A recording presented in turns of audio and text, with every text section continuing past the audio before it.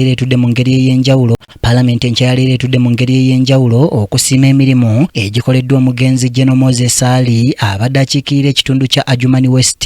Omukulembeze w'eggwanga munnamagye yaganyuka General Yoweri Kaguta Museveni naye akedde ku Parliament eno okukuba eriiso evvannyuma ku mugenzi abadde munywanyi we era ng'ono aganzisa ekimuli ku mubiri gw'omugenzi. Some of the things I saw, some I heard. I didn't see all the bw'abadde ayogera ku mugenzi Museveni alaze nga bwe yalwanirira ennyo okuzza emirembe mu kitundu kya West Nile so ng'era agamba nti ono abadde ayagala nnyo ekitundu kye ng'era byakikoledde nti bingi mu bbanga ly'amaze mu bukulembeze. I came here to tell you what, to give witness to the positive attributes I saw with General Moses Ali. Number one, freedom fighter.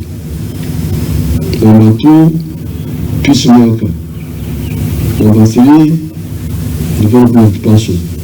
That's what I saw. Y'omukubiriza wa Parliament Jacob Oboth ayogedde ku mugenzi ng'abadde ayagaliza eggwanga era nti mukozi nga newankubadde mu kiseera nga mugonvu agamba nti tekimulobedde kusigala ng'akola. The truth is now linked. The greed. Now, you the people, the leader of the West Nile, there is something I used to tell Moses Ali which must now work on. Yes, the infrastructure is now there, and we're going to expand it. The road from Red to the border with Congo, people don't sleep on the roads, they sleep in their houses.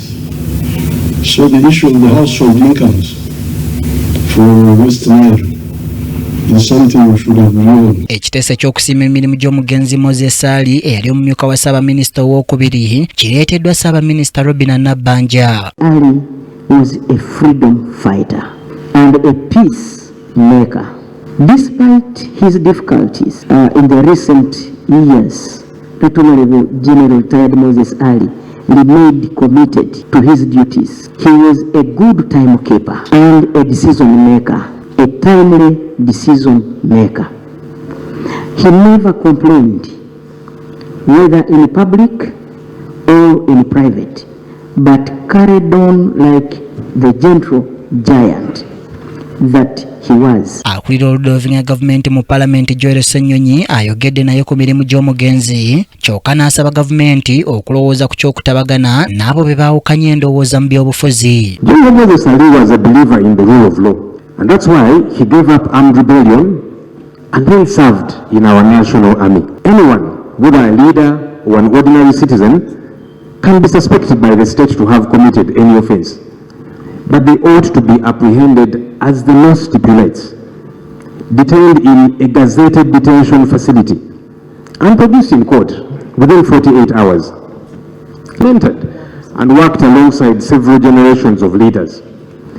Many members of this House today have differed with him politically, but they undoubtedly learned valuable lessons from his experience, his institutional memory, and understanding of the evolution of our nation.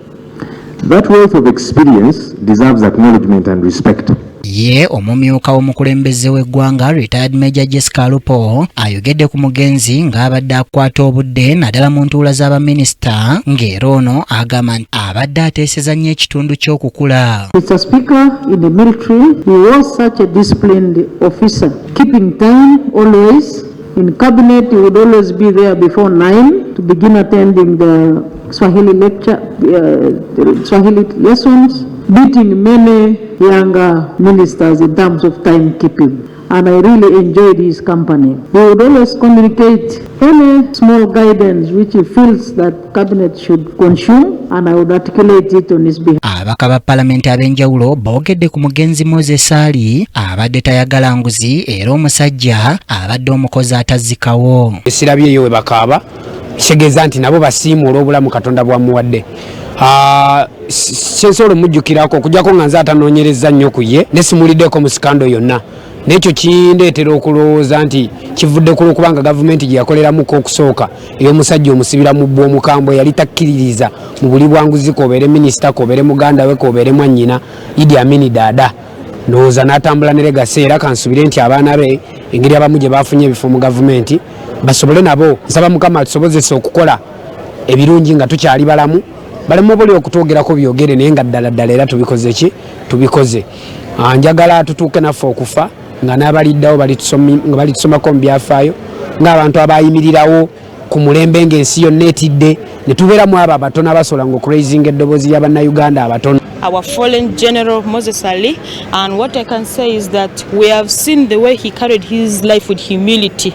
With the young generation, we shall live to be inspired by his way of life, how he carried himself with humility, the development, the governance that provided to the kavudde ku bwetoowaze bwe n'obukakkamu oba empisa ate abadde akola kinene nnyo okugatta abasiraamu okola nti bonna boogera olulimi lumu era bakkaanya ne bateeseganya. Ndabye Moses Ali ng'omukulembeze ate Moses Ali omuntu goyinza okugamba nti abadde nga asaavinga abantu okusinga mwennyini we yeesaavinga kubanga abadde si muntu wanguzi nti alowookeza okubba okwegaggawaza ate abadde kaamu kubanga bulijjo tugamba abantu nti okuleekaana si kyekikulu naye message gyowa abantu egasa ki.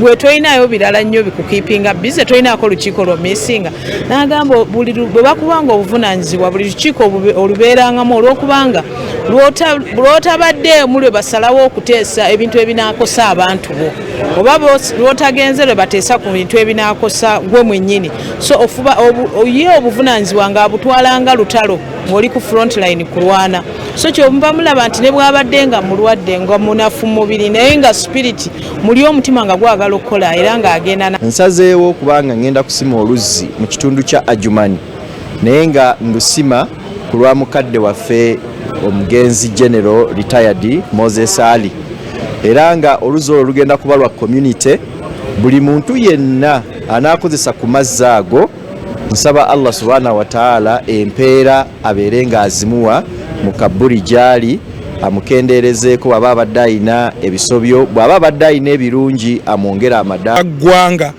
era Moses Ali ye ebyokwesalako yira republic yabigaana n'agamba tuyinza okubeera ne differences naye tusigale bannayuganda awo wetubeera ne tumanya nti nno musajja ali munnayuganda ali nationalist wa Uganda. General Moses Ali yafiiridde ku myaka 47 egy'obukulu ngono yabadde akyekirira abantu b'ekitundu ekya Adjumani West mu Parliament ye12. Sebogen Joseph yakusakidde eggwira lino ku KTV Amalindi.